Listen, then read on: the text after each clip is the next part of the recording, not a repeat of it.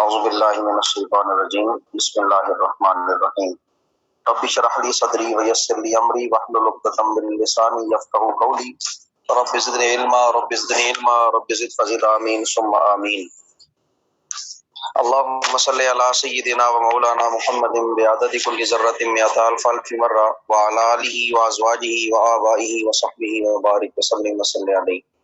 السلام علیکم ورحمۃ اللہ وبرکاتہ۔ آج ہم صفت الصلاۃ کی دوسری حدیث مبارکہ کو پڑھیں گے اور اس کے اندر جو موجود مسائل ہیں ان کا جائزہ لیں گے کہ اللہ تعالیٰ کے محبوب صلی اللہ علیہ وآلہ وسلم کی نماز پڑھنے کا طریقہ کیسا تھا۔ یہ روایت حضرت عائشہ صدیقہ رضی اللہ تعالی عنہا سے مروی روایت ہے۔ یہ اس نسخے کے اعتبار سے 734 نمبر حدیث ہے اور صفت الصلاۃ کی یہ دوسری حدیث ہے۔ ارشاد فرمایا قالت، حضرت عائشہ فرماتی ہیں کانا رسول اللہ صلی اللہ علیہ وآلہ وسلم، حضرت عائشہ نے فرمایا کہ رسول اللہ صلی اللہ علیہ وآلہ وسلم تھے، کانا تھے رسول اللہ صلی اللہ علیہ وآلہ وسلم، نبی پاک صلی اللہ علیہ وآلہ وسلم یستفتح، ابتدا کرتے، افتتاح کرتے، آغاز کرتے،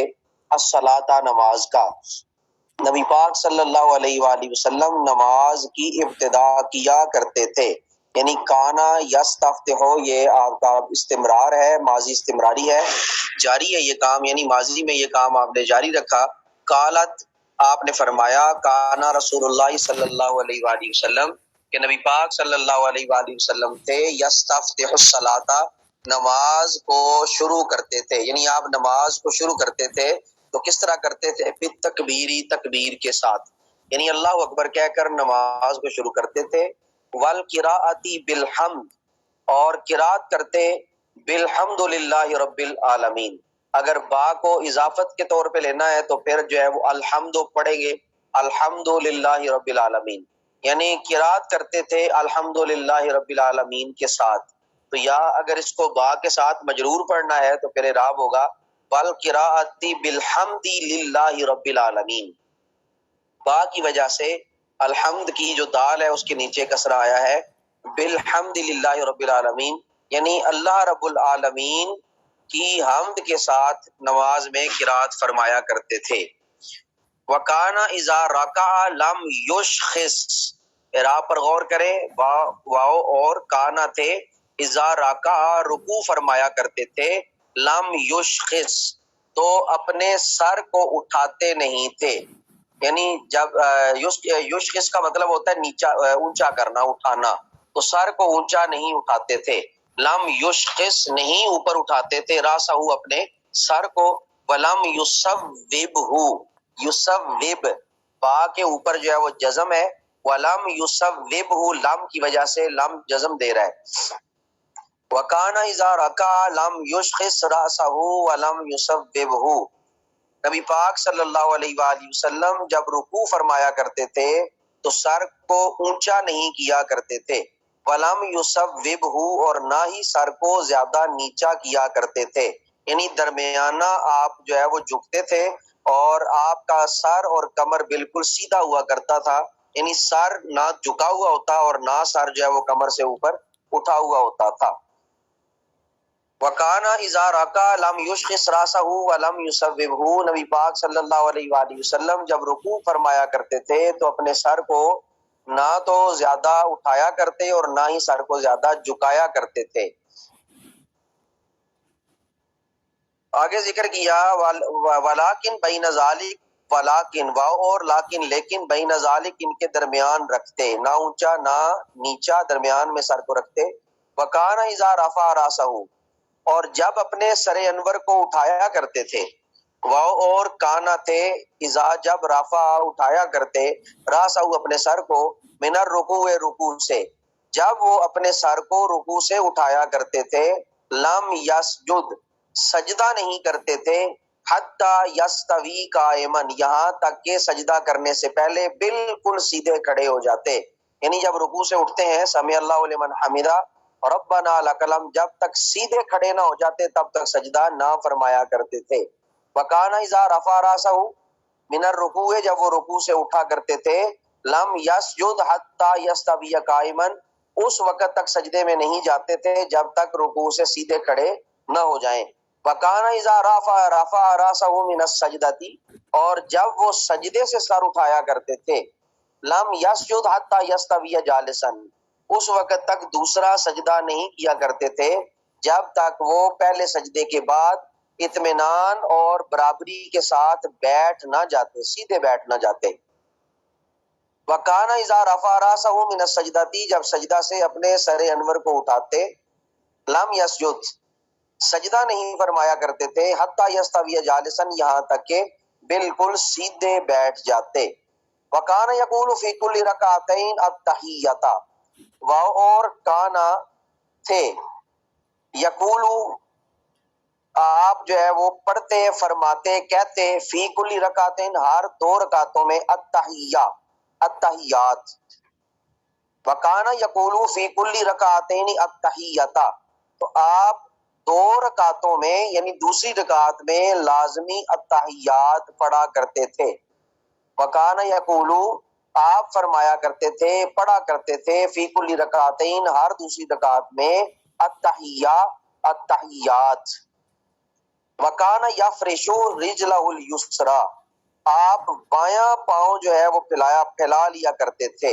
یعنی بایاں پاؤں پھیلایا کرتے تھے۔ وینصب رجلہ الیمنیٰ اور دایاں پاؤں کھڑا کیا کرتے تھے، جس طرح مرد نماز پڑھتے ہیں بایاں پاؤں جو ہے وہ بچھا لیتے ہیں اتحیات میں اور دائیں پاؤں کو کھڑا رکھتے ہیں، دایاں پاؤں نہیں بچھاتے، بائیں پاؤں کو بچھا کر یعنی زمین پر لگا لیتے ہیں اور جو دایاں پاؤں ہے اس کو کھڑا رکھتے ہیں، صرف پیروں کی انگلیاں جو ہے وہ زمین کو لگ رہی ہوتی ہیں، باقی پاؤں ان کا اٹھا ہوا ہوتا ہے۔ تو یہ نبی پاک صلی اللہ علیہ وآلہ وسلم کا معمول اور طریقہ مبارک تھا۔ وَكَانَ يَفْرِشُ رِجْلَهُ الْيُسْرَىٰ اور وہ بایاں پاؤں بچھا لیتے تھے، فرش راہ کر لیا کرتے تھے۔ وَيَنْصِبُ رِجْلَهُ الْيُمْنَىٰ اور وہ ینصب کھڑا رکھتے تھے، نصب رکھتے تھے رجلہ الیمنیٰ اپنے دائیں پاؤں کو۔ وَكَانَ يَنْهَىٰ عَنْ عُقْبَةِ الشَّيَاطِينِ یا شیطان وَكَانَ اور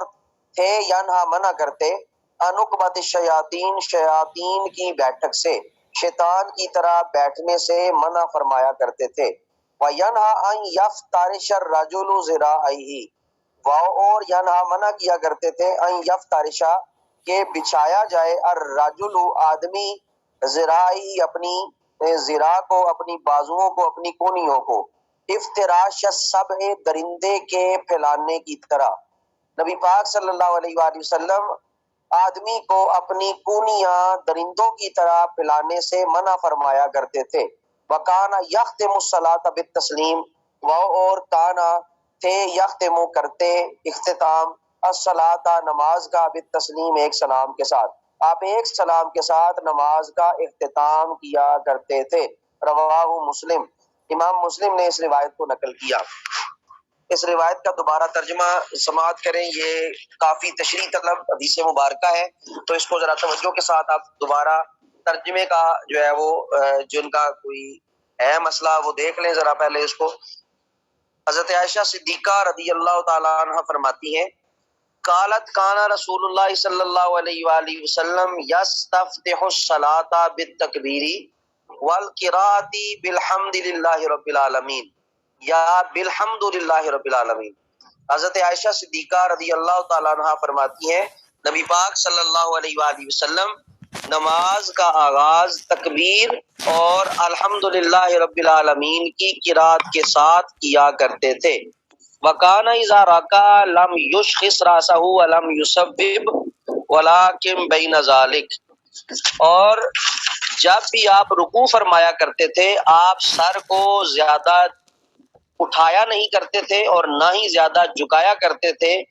لیکن درمیان میں رکھتے، نہ زیادہ جھکا ہوا ہوتا نہ کم جو ہے وہ جھکا ہوا ہوتا، نہ زیادہ اٹھا ہوا ہوتا یا نہ کم اٹھا ہوا ہوتا، درمیانی کیفیت ہوتی۔ وَكَانَ إِذَا رَفَعَ رَأْسَهُ مِنَ الرُّكُوعِ لَمْ يَسْجُدْ حَتَّى يَسْتَوِيَ قَائِمًا جب آپ رکوع سے اپنے سر کو اٹھاتے تو اس وقت تک سجدہ نہ کرتے تھے جب تک رکوع سے بالکل سیدھے کھڑے نہ ہو جائیں۔ وَكَانَ إِذَا رَفَعَ رَأْسَهُ مِنَ السَّجْدَةِ اور جب آپ سجدے سے سر اٹھاتے تھے لم یسجد حتی یستوی جالسن، اس وقت تک دوسرا سجدہ نہیں کرتے تھے جب تک آپ بالکل سیدھے بیٹھ نہ جائیں، جسے ہم عام طور پہ دو سجدوں کے درمیان بیٹھنا کہتے ہیں، اسے فقہ کی اصطلاح میں جلسہ کہا جاتا ہے، جلسہ کرنا، بیٹھنا۔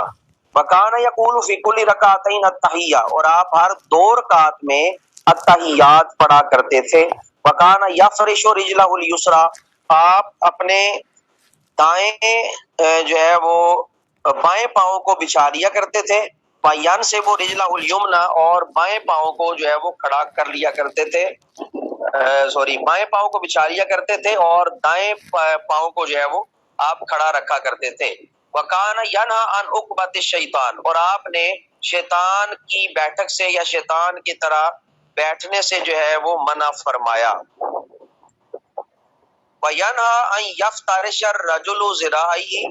اور آدمی کو منع فرمایا کہ آدمی نہ بچھائے اپنی کونیوں کو، کلائیوں کو، بازوؤں کو، افتراش السبع،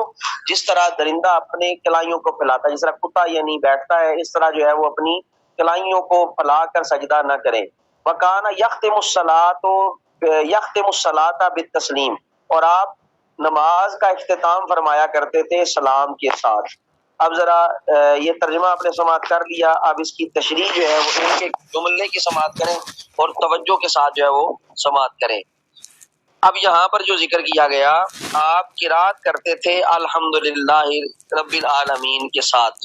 تو یہاں پر ایک چیز یہ واضح ہوئی کہ جب بھی آپ نماز کا آغاز فرمایا کرتے تھے،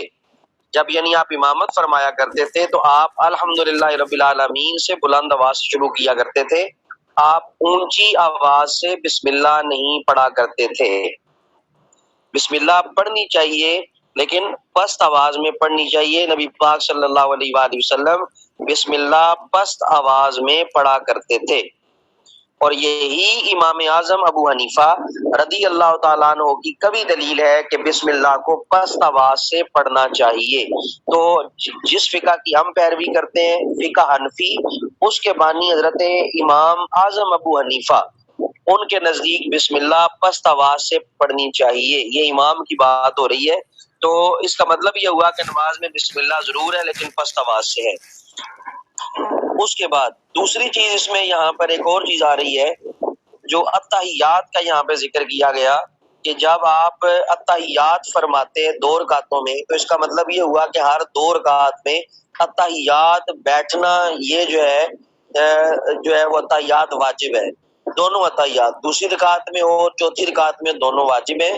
لیکن پہلی میں بیٹھنا یہ واجب ہے اور چوتھی میں بیٹھنا یہ فرض ہے۔ التحیات پڑھنا یہ واجب ہے اور التحیات کے لیے بیٹھنا پہلی رکعت میں واجب، دوسری رکعت میں واجب اور چوتھی رکعت میں فرض ہے۔ 4 رکعتوں والی نماز کی بات کر رہا ہوں۔ التحیات پڑھنا، التحیات کہنا یہ واجب ہے، اور التحیات کے لیے دوسری رکعت میں بیٹھنا یہ واجب ہے، اور التحیات کے لیے چوتھی رکعت میں بیٹھنا یہ فرض ہے۔ اگر چوتھی رکعت کا التحیات نہ کیا تو سجدہ سہو سے نماز کی کمی پوری نہیں ہوگی، نماز دوبارہ لوٹانی پڑے گی۔ تو یہ مسئلہ ہے اس حدیث پاک سے اخذ ہوتا۔ اس کے بعد امام اعظم ابو حنیفہ یعنی حنفیوں کی دلیل یہ ہے کہ التحیات جب بیٹھیں، مردوں کی بات ہے، عورتوں کی بات نہیں ہے، عورتیں اس طرح بیٹھتی ہیں تاکہ ان کے پردے کا اہتمام رہے۔ تو مردوں کا یہاں پہ یہ ہے کہ مرد بایاں پاؤں بچھاتے ہیں، دائیں پاؤں کو جو ہے وہ کھڑا کرتے ہیں، ٹھیک ہے جی، جو ہے وہ پاؤں بچھایا جاتا ہے، اپنے پاؤں کو بائیں طرف سے بچھاتے ہیں اور جو دایاں پاؤں ہے اس کو کھڑا کرتے ہیں، انگلیاں جو ہیں وہ قبلہ رو رکھتے ہیں، اور باقی جو اس کے نیچے جو تلوے ہوتے ہیں اس کے پاؤں کے، ان کو جو ہے وہ اسی طرح مشرق کی طرف کیا جاتا ہے کیونکہ مغرب کی طرف ہمارا منہ ہوتا ہے، تو پاؤں کے جو تلوے ہیں یہ مشرق کی طرف ہوتے ہیں، جو دایاں پاؤں ہے اس کی بات کر رہا ہوں، اور انگلیاں جو ہے وہ قبلہ رخ ہوتی ہیں، اس طرح پاؤں کو آپ جو ہے وہ کھڑا کیا کرتے تھے۔ تو یہ حنفیوں کی سب سے بڑی دلیل ہے۔ اور اس کے علاوہ بعض روایات ایسی ملتی ہیں کہ نبی پاک صلی اللہ علیہ وسلم دونوں پاؤں بچھا کر التحیات پڑھا کرتے تھے۔ یہ بھی آج کل جو ہے وہ ٹرینڈ بنا ہوا ہے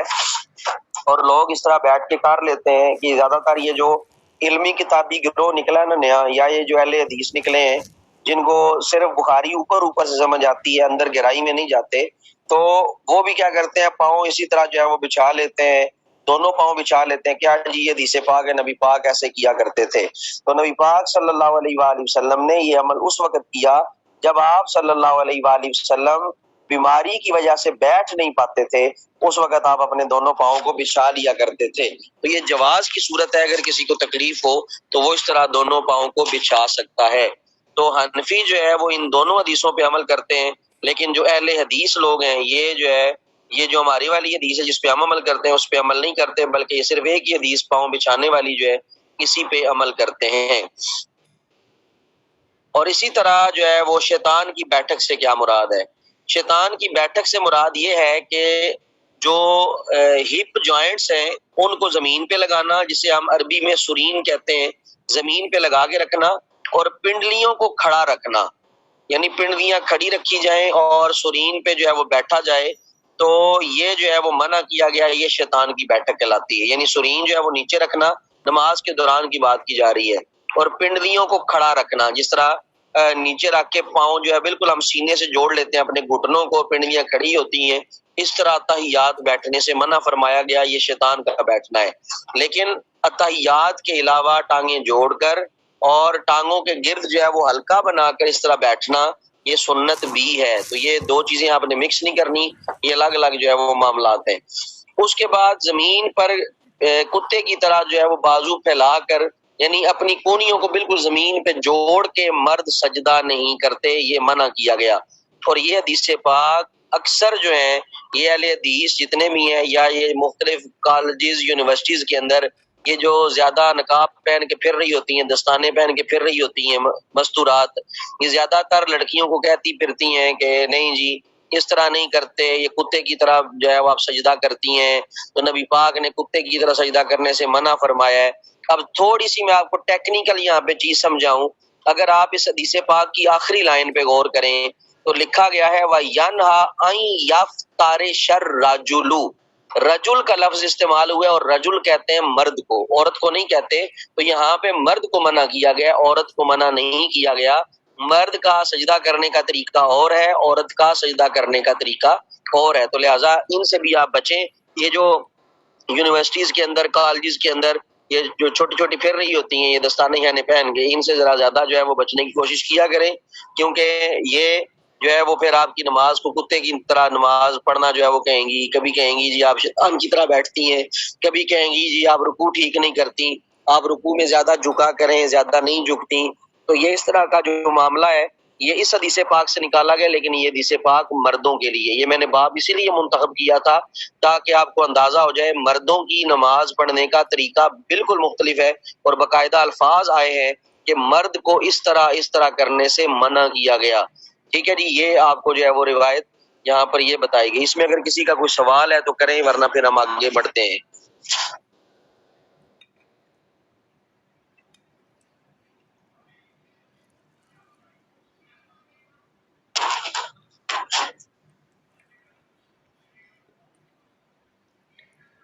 ہاں جی، 90% یہی ہوتی ہیں، 95% بلکہ کہہ لیں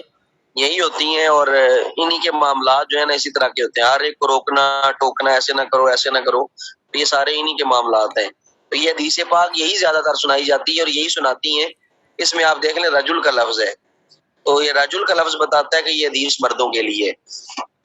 اگر کوئی سوال نہیں ہے تو ہم پھر تیسری حدیث کی طرف جاتے ہیں. وعن ابی حمید الساعدی، ان کا اصل نام عبد الرحمن تھا اور ان کو ابو حمید ساعدی کے لقب سے جو ہے وہ ملقب کیا گیا، یاد کیا گیا. یہ روایت نقل کرتے ہیں قال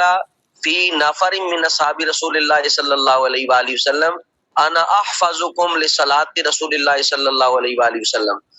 قال فرمایا فی نفر گروہ میں، من اصحابی صحابہ کے، رسول اللہ صلی اللہ علیہ وسلم نبی پاک صلی اللہ علیہ وآلہ وسلم کے، نبی پاک صلی اللہ علیہ وآلہ وسلم کے صحابہ کے گروہ میں حضرت ابو حمید ساعدی نے فرمایا، کیا فرمایا جی؟ انا احفظکم لصلاۃ رسول اللہ صلی اللہ علیہ وسلم، میں نبی پاک صلی اللہ علیہ وآلہ وسلم کی نماز کو تم سے زیادہ بہتر طور پر جو ہے وہ یاد رکھنے والا ہوں، یا اس نماز کا تم سب سے زیادہ حافظ ہوں.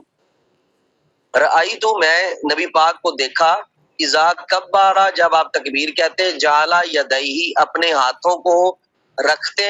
حذاء من کبیہ حذاء من کبیہ اپنے کندھوں کے برابر، ٹھیک ہے، اپنے کندھوں کے مقابل رکھا کرتے تھے۔ اس حدیث پاک کو صحیح طرح سننے آپ کے سارے مسئلے حل ہو جائیں گے، آپ کو پتہ چل جائے گا اختلاف کہاں پر ہے اور کس طرح جو ہے وہ لوگ لوگوں کو گمراہ کرتے ہیں۔ وَإِذَا رَكَعَ أَمْكَنَ يَدَيْهِ مِنْ رُكْبَتَيْهِ اور جب آپ رکوع کرتے امکنا تو اس وقت آپ رکھتے، امکنا ہوتا ہے ممکن کرنا، کسی چیز کو لگا دینا، جوڑ دینا، رکھنا۔ امکنا آپ رکھتے یدیہ اپنے ہاتھوں کو، من رکبتیہ اپنے جو ہے وہ گھٹنوں کے اوپر، اپنے گھٹنوں کے اوپر اپنے ہاتھوں کو رکھتے، ثم حصر ظہرہ تو پھر آپ کیا کرتے، ثم حصر ظہرہ تو پھر اپنی پیٹھ جھکاتے، مضبوطی سے پکڑتے اور پیٹھ جھکاتے، یعنی پہلے آپ اپنے گھٹنوں کو مضبوطی سے پکڑتے اور آہستہ آہستہ پیٹھ کو جھکاتے۔ حصارہ کا مطلب ہوتا ہے جھکانا، اپنی پشت کو، اپنی پیٹھ مبارک کو، کمر مبارک کو آپ جھکایا کرتے تھے۔ وَإِذَا رَفَعَ رَأْسَهُ اسْتَوَى حَتَّى يَعُودَ كُلَّ فَقَارٍ مکانہ نبی پاک صلی اللہ علیہ وآلہ وسلم اذا رفع راسہ جب اپنا سر انور اٹھاتے، استوا بالکل سیدھے ہوتے، حتی یعودا یہاں تک کہ واپس سیدھے لوٹ آتے، کل فکار ہر ایک ان کا عضو مکانہ اپنی جگہ پہ، یعنی ان کا ہر ایک عضو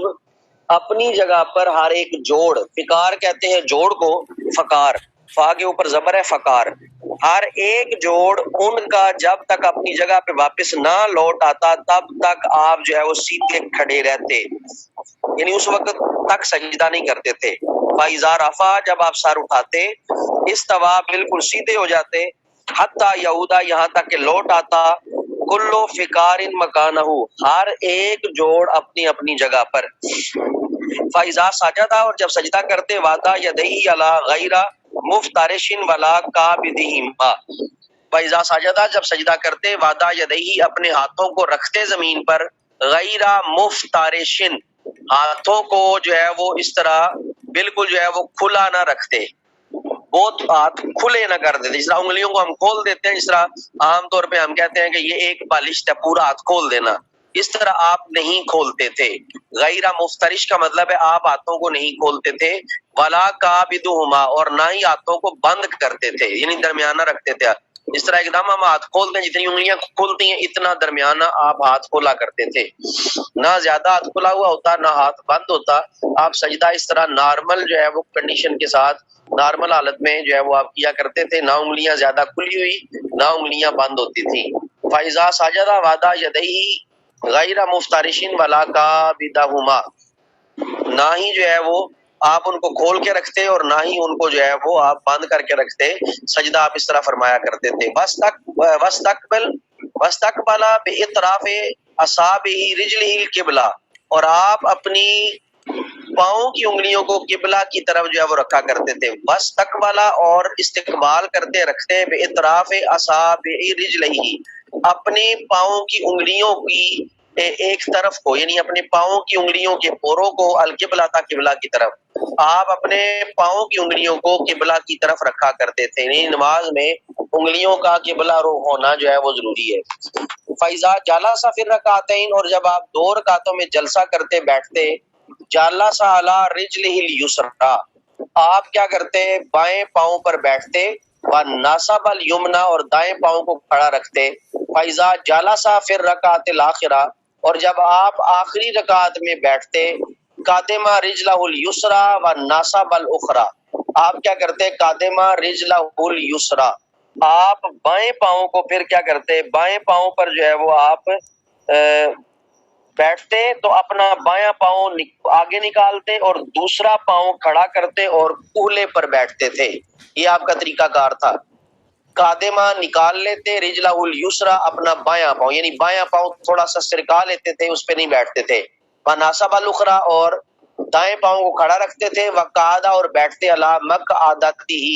اپنی مقعد کے اوپر بیٹھا کرتے تھے، اپنے کولے کے اوپر جو ہے وہ آپ تشریف فرما ہوا کرتے تھے، یہ حدیث پاک ہے، اس کو تھوڑا سا آپ سمجھ لیں۔ وقت تھوڑا ہے تو میں اس کی ذرا تشریح کرنا چاہوں گا پہلے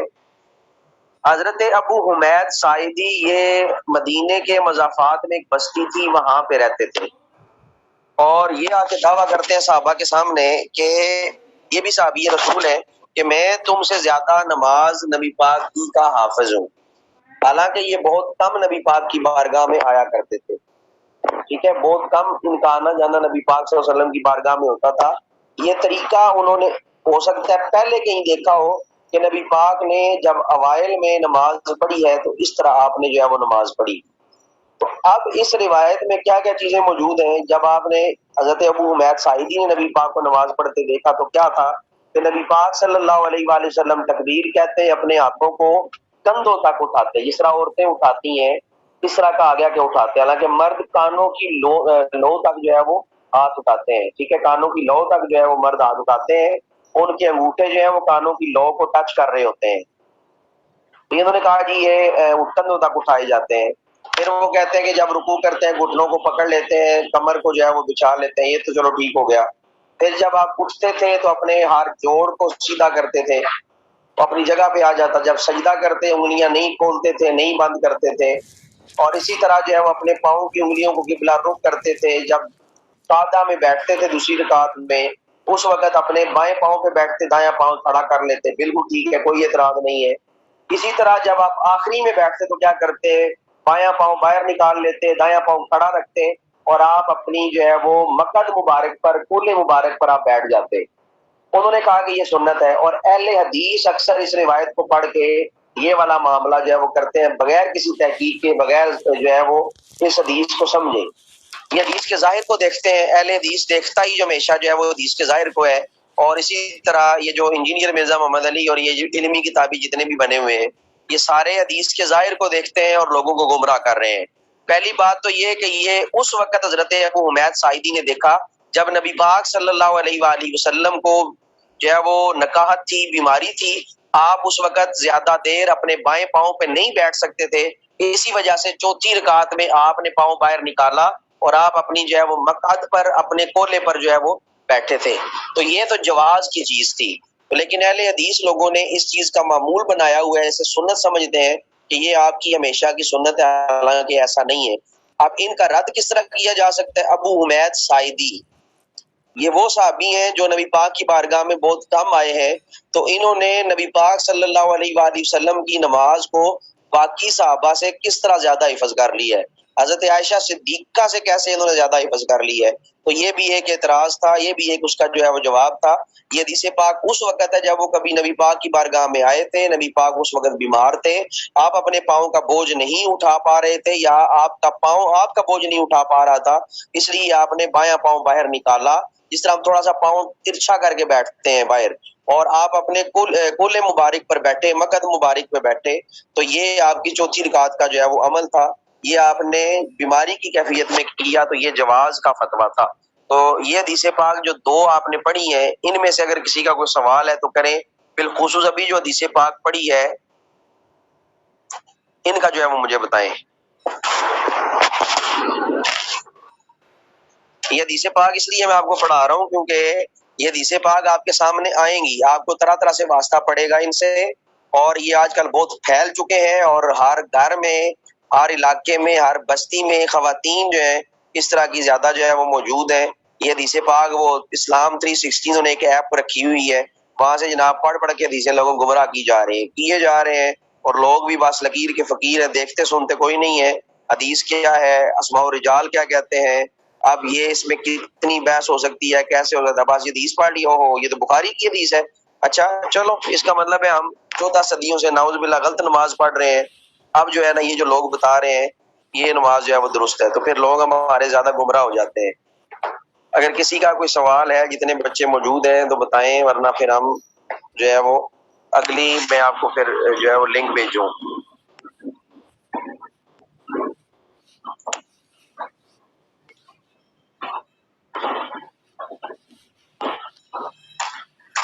ٹھیک ہے جی، کلیئر ہے تو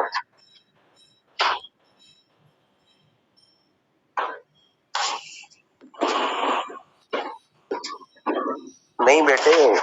جواز کو مانتے ہیں، کیوں نہیں مانتے؟ جس طرح کھڑے ہو کے پیشاب کرنے والی روایت ہے، یہ مانتے ہیں کیوں نہیں مانتے؟ اس وقت جواز کو مان لیتے ہیں۔ کھڑے ہو کے پانی پینا یہ بھی جواز ہے، اس کو مان لیتے ہیں، لیکن آب زمزم کی باری ان کو موت پڑ جاتی ہے،